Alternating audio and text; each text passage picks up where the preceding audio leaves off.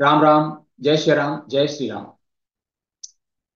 सोनिया गांधी ने राम मंदिर प्राण प्रतिष्ठा समारोह का आमंत्रण ठुकरा दिया है। और इसके साथ ही अब ये बिल्कुल स्पष्ट हो गया है कि कांग्रेस का कोई भी बड़ा नेता जिन्हें आमंत्रित किया गया था वह इस समारोह में भाग नहीं लेगा। और ये कोई बहुत बड़ा रॉकेट साइंस नहीं था जिसमें इतनी रिसर्च की जरूरत पड़ती है। लेकिन कयास लगाया जा रहा था क्योंकि कांग्रेस सूत्रों ने, बल्कि कांग्रेस अध्यक्ष ने स्वयं कहा हुआ था कि हम लोग इस पर विचार कर रहे हैं और इस पर फैसला शीघ्र ही लिया जाए।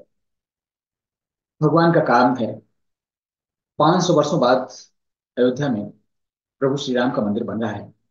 और उसके लिए इतना निर्णय लेना पड़े कि हम लोग बात कर रहे हैं, तो उसमें क्या ऐसा था जिसमें निर्णय लेना पड़ता। स्वाभाविक था कि इसमें कसमकस चल रही थी। और कसमकस कुछ नहीं, थोड़ा सा टाइम बाई कर रहे थे। और मैंने पहले भी राम मंदिर में कई वीडियो बनाए, उसमें एक में लिखा हुआ था कि कुछ लोगों को ना आने के लिए निमंत्रण दिया गया। और कांग्रेस के नेता उसी कैटेगरी में आते हैं जिनको निमंत्रण तो दिया गया था, लेकिन शायद इनको निमंत्रण ना आने का दिया गया था क्योंकि इनका आना संदिग्ध था। ना आना लगभग निश्चित था। हाल ही में अखिलेश यादव को भी विश्व हिंदू परिषद के अधिकारी गण देने गए, पदाधिकारी गण। तो अखिलेश यादव ने भी मना कर दिया। उन्होंने कहा कि हम तो उनको जानते भी नहीं जो लोग हमको निमंत्रण देने आए हैं। दूसरी बात होगी कि बिहार से आपको पहले ही ये खबरें मिल चुकी हैं कि तेजस्वी यादव ने कहा कि उसमें लाखों करोड़ रुपया खर्च हो गया है और इतने में कई लोगों को नौकरियां मिल जाती, और अस्पताल बन जाते, स्कूल बन जाते। और अगर किसी के पैर कट जाएगा, किसी को बीमारी होगी, तो वो अस्पताल में डॉक्टर जी के पास जाएगा या मंदिर में पंडित जी के पास जाएगा। ध्यान देने योग्य बात है कि सभी जो इंडिया ब्लॉक है, इंडिया गठबंधन है, INDIA के, उसके सदस्य, यहाँ तक कि ठेठ हिंदुवादी जिन्हें बाला साहब ठाकरे को, बाल ठाकरे को हिंदू हृदय सम्राट कहा जाता था, और उनके सुपुत्र या कुपुत्र जो भी आप कहें, उद्धव ठाकरे और उनके कारिंदे अ, संजय राउत, वो कह रहे हैं कि नहीं नहीं, अब तो PMO अयोध्या से चलेगा, सरकार अयोध्या से चलेगी, क्योंकि और तो कुछ किया नहीं, वोट राम के नाम पर मांगेंगे। इस तरह की पूरी जो विचारधाराएं हैं, विभिन्न तरह की विचारधाराएं हैं, लेकिन उनका अगर आप देखें तो दृष्टिकोण बिल्कुल स्पष्ट है। क्योंकि जो राम मंदिर बन रहा है उससे ये लोग खुश नहीं।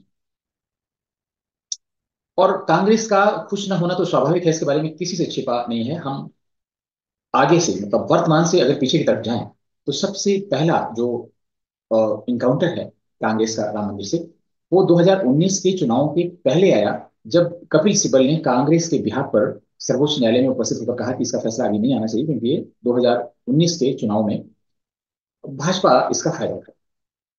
और इसके पहले सर्वोच्च न्यायालय में ही उन्होंने एक एफिडेविट दाखिल करके राम सेतु पर दिया था कि काल्पनिक है, राम एक काल्पनिक कथा है, और राम सेतु कल्पना है।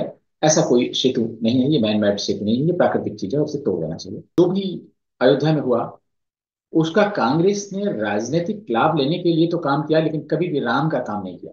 इस चीज की कोशिश नहीं की कि राम मंदिर बने। 1528 में जिस समय मंदिर को तोड़ दिया गया और इसमें एक ढांचा तैयार कर दिया गया उसी के टूटे हुए टुकड़ों से, स्ट्रक्चर से, जिसे बाबरी मस्जिद कहा जाने लगा। और ये 1528 में अयोध्या में एक भी मुसलमान नहीं रहता था। तो मस्जिद आखिर किसके लिए बनाई गई? उसका कारण तोड़कर मस्जिद बनाना सिर्फ ये था कि हिंदू लोग या सनातन धर्मी इतने सहिष्णु होते हैं कि अगर उनका मंदिर टूटता है तो फिर उसी जगह उसी नाम से बना लेते हैं। सोमनाथ में ऐसा हुआ, 17 बार इस मंदिर को तोड़ा गया और 17 बार लोगों ने बनाया। और आखिरी बार जो अभी मंदिर इस समय चल रहा है वो आजादी के बाद बनाया गया, जिसमें लौह पुरुष सरदार वल्लभ भाई पटेल, PM मुंशी जैसे लोग शामिल थे। जवाहरलाल नेहरू ने बहुत नाराजगी दिखाई, बहुत ही आग बबूला रहे। सरदार वल्लभ भाई पटेल से भी नाराज हुए। राष्ट्रपति को जाना था उसके इनॉग्रेशन के लिए, उसमें भी उन्होंने बहुत बाधाएं खड़ी की। सबसे पहले तो निमंत्रण मिला था जवाहरलाल नेहरू को।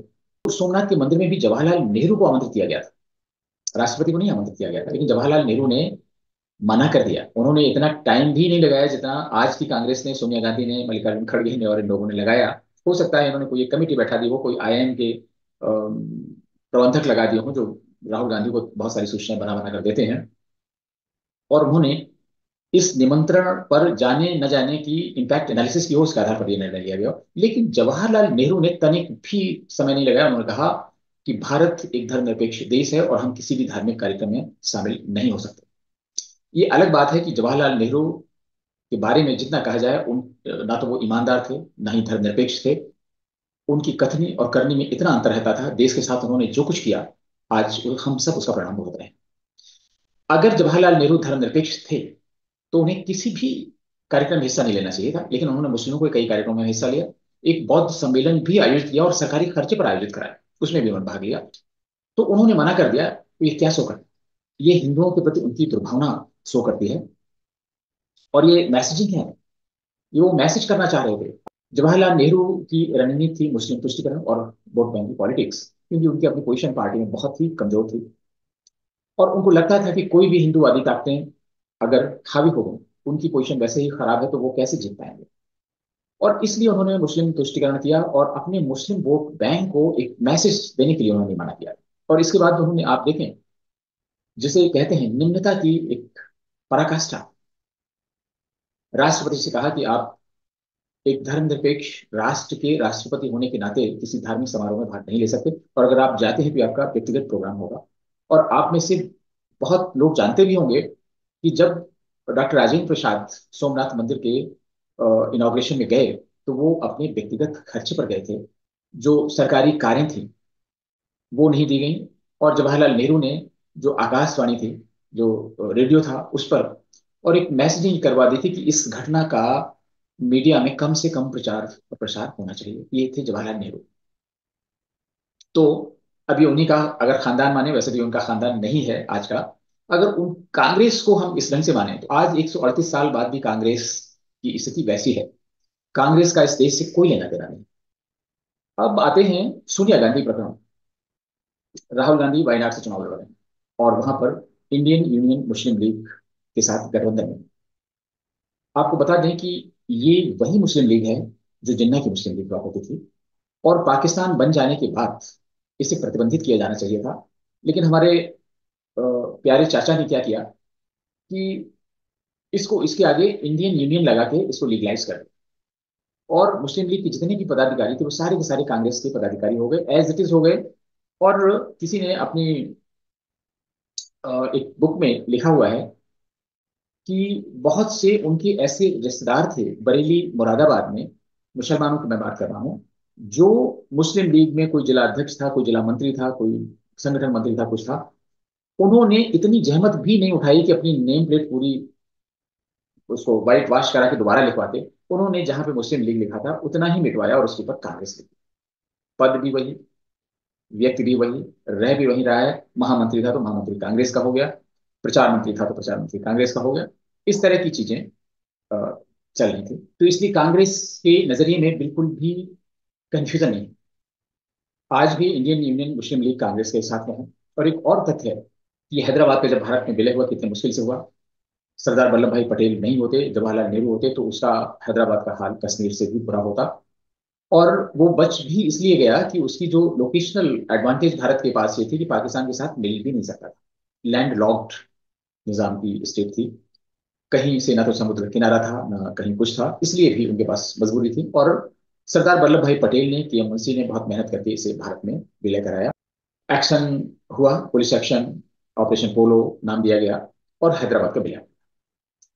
जो वहां पे एक रजाकार संगठन है जो हिंदुओं पर अत्याचार करते थे, ठीक उसी तरीके से जैसे आज हमास इसराइल में करता है, इससे कम नहीं करते थे। और जो भी हम देख रहे हैं हमास ने किया, उसमें नया कुछ भी नहीं, वो सिर्फ विभत्स घटनाएं रजाकारों ने की, मोपला दंगों में हुई। और जो उनका पॉलिटिकल फ्रंट था वो था MIM, मजलिस ए इत्तेहादुल मुस्लिमीन। उस पर प्रतिबंध लगा दिया गया, रजाकार संगठन पर प्रतिबंध लगा दिया गया। उसके जो अध्यक्ष थे MIM के, कासिम रिजवी, पहले वो रजाकार संगठन के अध्यक्ष थे, उनको जेल में डाल दिया गया। इस बीच में समय गुजरता रहा, सरदार वल्लभ भाई पटेल की मृत्यु हो चुकी थी और कांग्रेस पर धीरे धीरे जवाहरलाल नेहरू ने कब्जा कर लिया था। और रही सही कसर पूरी करने के लिए तुष्टिकरण का बे इंतहा इस्तेमाल कर रहे थे। वह हैदराबाद गए, MIM पर उन्होंने प्रतिबंध हटा लिया। और जैसे मुस्लिम लीग को इंडियन यूनियन जोड़कर उसका भारतीयकरण कर दिया था, उसी तरीके से उन्होंने MIM को भी AIMIM कर दिया, ऑल इंडिया मजलिस इत्तेहादुल मुसलमान, जो आज वर्जन आप देखते हैं ओवैसी। और ओवैसी के जो पिताजी थे वो उसके अध्यक्ष हो गए। तो कासिम रिजवी जो बंद था जेल में, जवाहरलाल नेहरू उसको छोड़ दिया। वो पाकिस्तान में चला गया, बाद में वहीं पे मर गया।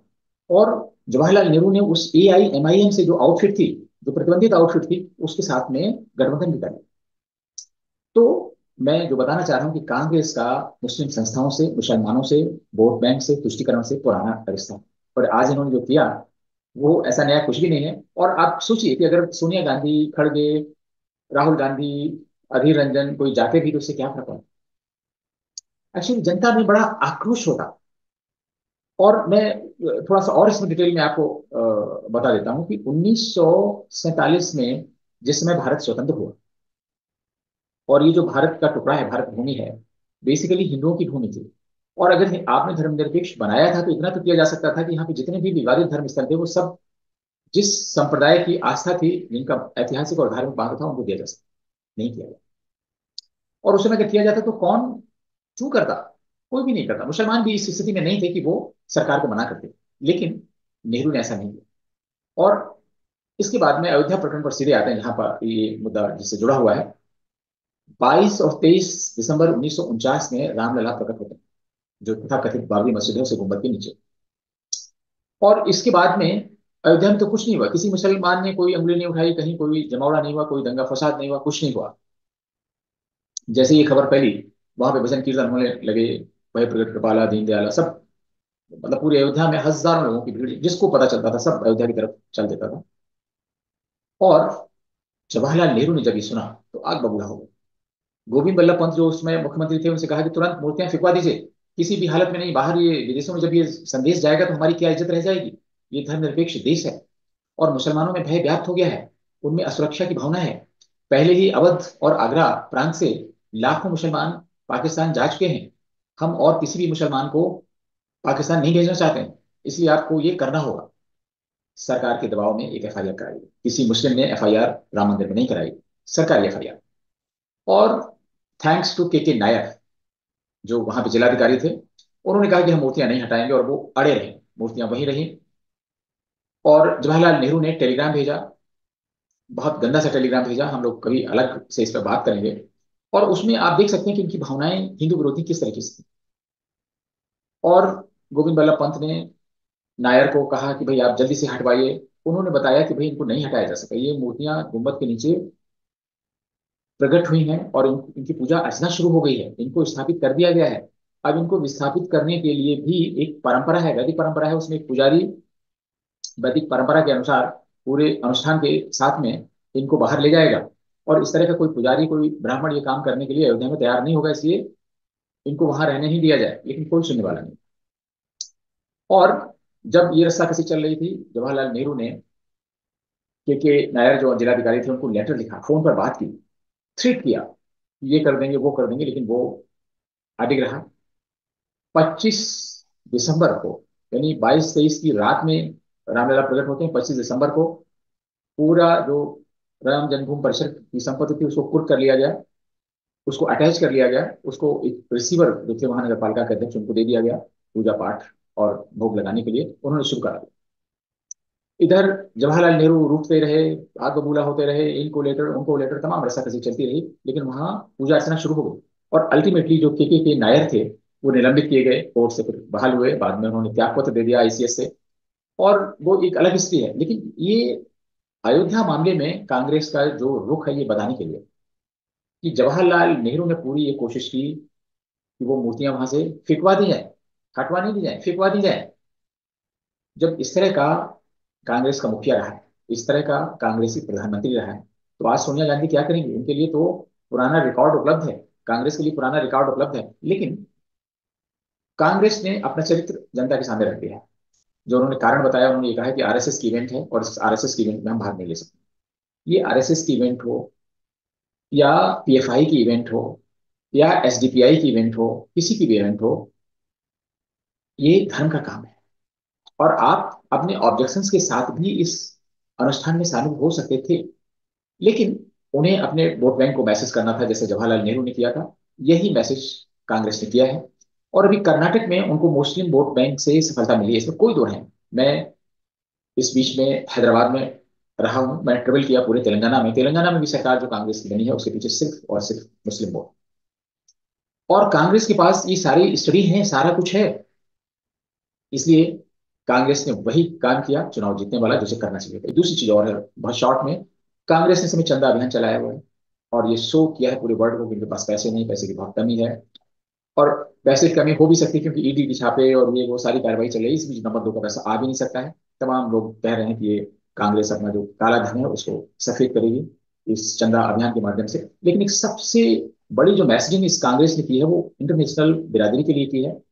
जॉर्ज सोरोस जैसे तमाम सारे संगठन जो यहाँ भारत में राजनीतिकों को फंड करते हैं उनके लिए मैसेज चला गया कि पैसे नहीं।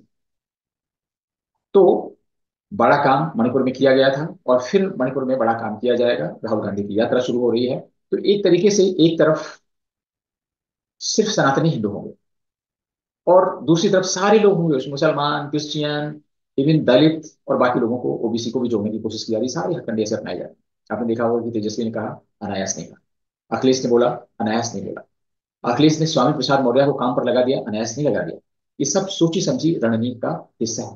तो आप देखिए जितने भी घटक दल हैं, अखिलेश, तेजस्वी यानी लालू यादव और मुलायम की पार्टी, और इवन एनसीपी महाराष्ट्र में, कांग्रेस तो जो है ही है, और अपने साथ उद्धव ठाकरे को भी उसी रंग में रंग लिया। ममता बनर्जी भी कह रही है कि हम हिंदू मुसलमानों में भेद नहीं करने देंगे। झारखंड में जो हो रहा है वो तो हो ही रहा है। आफ्टर ऑल ये सब क्या चल रहा है? इसलिए इसमें कुछ भी अनएक्सपेक्टेड नहीं है, कुछ भी आश्चर्य की बात नहीं है। आश्चर्य की बात तब होगी इस सब के बाद भी जो धर्मनिष्ठ हिंदू है कांग्रेस को वोट करें। विदेशों में, मैंने अमेरिका में, कनाडा में जब लोगों से बात की तो लोग बड़ा आश्चर्यचकित होते हैं कि जब आपके धर्म के लिए कांग्रेस ने ऐसा किया तो लोग वोट क्यों देते हैं। तो समझने की बात है। आज जैसा हमारा वोटर है आज का, इसमें अगर कांग्रेस ये भी डिक्लेयर कर दे कि आप हमको चुनाव में जिताइए, हम इसे इस्लामिक राष्ट्र बना देंगे, तो भी उसको हिंदुओं को कुछ ना कुछ वोट जरूर मिलेंगे। क्यों? उनको वो पेट्रोल के प्राइस में, गैस के दामों में, इसमें उलझाए रहते हैं। जब तक हमारा वोटर 500 हजार रुपए में बिकता रहेगा, शराब की एक बोतल में बिकता रहेगा, और जब तक उसका ध्यान गैस के सिलेंडर, पेट्रोल, टमाटर और प्याज पर रहेगा, इस देश का भला नहीं हो सकता। हमें देश के लिए वोट करना है। हमें आलू और प्याज तो सस्ते महंगे होते रहेंगे। लोगों को सोचना चाहिए, मतदाताओं को सोचना चाहिए, राम सिर्फ धर्म का काम नहीं है। राम मर्यादा पुरुषोत्तम है। इस देश की प्राण वायु है। इस देश का जीवन आधार है। और सबसे बड़ी चीज है, जो काशी में जो कुछ हुआ उससे हमारे टूरिस्ट की संख्या उत्तर प्रदेश में बहुत बढ़ गई है। राम मंदिर बनने के बाद में यहाँ पे टूरिस्ट एक्टिविटीज की बाढ़ आ जाएगी। आप सभी जानते हैं कि पहली शताब्दी से लेकर 7वीं शताब्दी तक भारत विश्व की नंबर 1 अर्थव्यवस्था था। 12वीं शताब्दी तक 30%, और उसके बाद डिक्लाइन हुआ जैसे ही मुगल और आक्रांता आने शुरू हुए। लेकिन फिर भी अंग्रेजों के आने तक हम लोगों का शेयर 27-28% था और नंबर 1 इकोनॉमी थी। वो क्या था? वो अर्थव्यवस्था मंदिर आधारित अर्थव्यवस्था थी, टेम्पल इकोनॉमी। आज भी जो टेम्पल इकोनॉमी के मोटे डेटा उपलब्ध हैं उसमें जो मंदिर की अर्थव्यवस्था है वो 3 लाख करोड़ की है। बहुत से राज्यों का इतना बजट नहीं है। और आप कर सकते हैं कि पद्मनाभ स्वामी टेम्पल जैसे, जिनको 15,000 करोड़ रुपए सिर्फ चढ़ावा में आता है और सरकार ले जाती है। बालाजी तिरुपति में भी 14-15 हजार करोड़ रुपए चंदा आता है जो सरकार हड़प कर ले जाती है। और बाकी मंदिरों का तो आप छोड़ दीजिए। तो इसलिए मंदिर इकोनॉमी बहुत बड़ी इकोनॉमी है, भारत की अर्थव्यवस्था का आधार है, ये भी हमारे जीवन का आधार है। इसलिए जो राम का नहीं वो हमारा भी नहीं, जो राम के काम का नहीं वो हमारे भी किसी काम का नहीं। तो ना है सोनिया गांधी, ना है खड़गे, कोई फर्क नहीं पड़ता। और भी जिसको ना आना हो वो ना है। रामलला आ गए हैं, आएंगे, और हम सब जाएंगे। नमस्ते। फिर किसी ज्वलंत मुद्दे पर आपसे मुलाकात होगी, तब तक के लिए आज्ञा दीजिए। नमस्कार।